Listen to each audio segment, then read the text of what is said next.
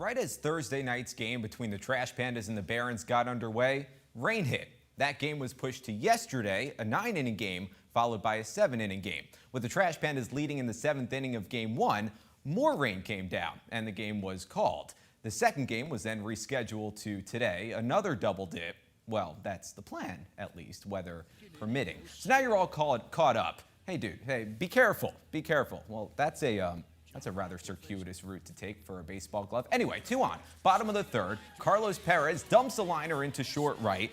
That scores Tyler Neslony to break the scoreless tie. Barons up 1. Into the 5th, Mike Rodolfo at the dish. 2 runners on. Torrey Hunter Jr. makes the sliding grab in right.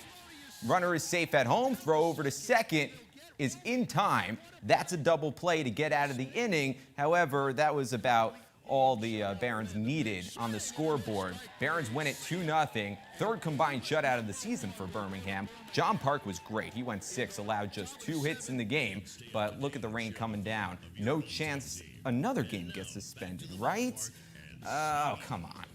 Well, that's disappointing. Third rain out in as many days. Weather just not playing nice this series down in Birmingham.